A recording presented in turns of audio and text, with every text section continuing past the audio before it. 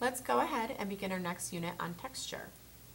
Texture is the surface quality or the feeling of an object, its smoothness, its roughness, and its softness, to give an example. Physical texture, think of a bumpy texture of a sidewalk. So physical texture, also known as actual texture or tactile texture, something that you can run your hand across, are the actual variations upon a surface.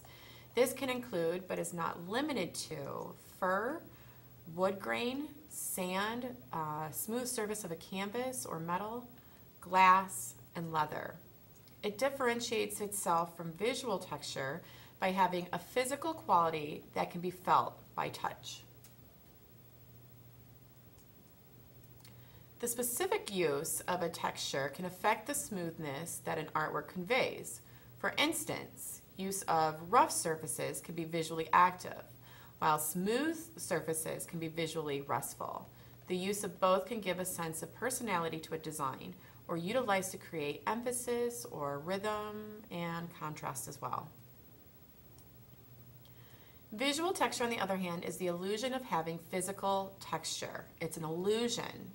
If I was to rub my hand across the surface of this painting, it would be smooth because it's not an actual tactile texture. It is just the illusion that it's giving off. So every material and every support surface has its own visual texture and needs to be taken into consideration before creating a composition. As such, materials such as canvas and watercolor paper are considerably rougher than, for example, photo quality computer paper and may not be suited to creating a flat, smooth texture.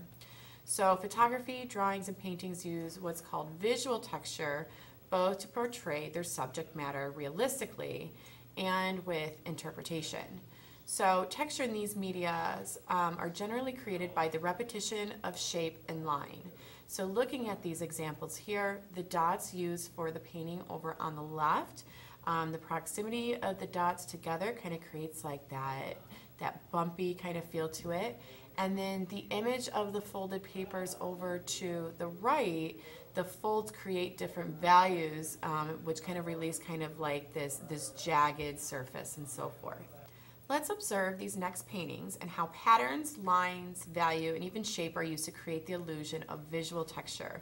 This first one, painted by Lautrec, uses gesture lines to create a rough feeling. Notice that they vary in size, they vary in weight, and also in pattern. Some you can see overlapping one another, some are straight lines, and some are even curved or zigzagged. The next painting that we have here is a painting by Lichtenstein. Not only does he use line variation and color to represent value within this painting, but notice the small dots within the woman's face. This gives off the illusion of the surface being bumpy or even raised. And by lining them in a pattern, we create a constant rhythm versus one or two circles, which could obviously give the illusion of a surface blemish.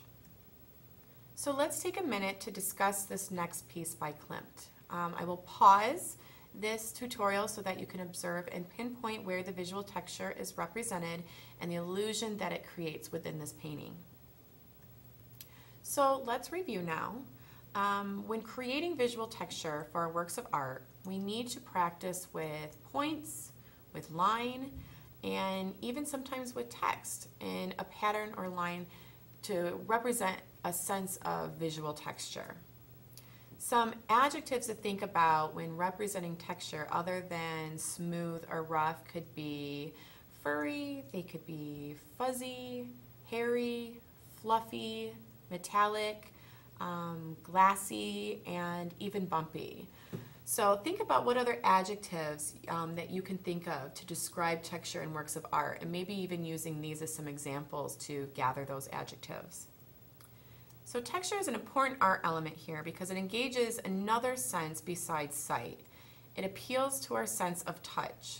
We relate rough and jagged lines or patterns and rounded aligned patterns and lines for smoothness. All of these are created by the use of proximity to the patterns and designs that you make.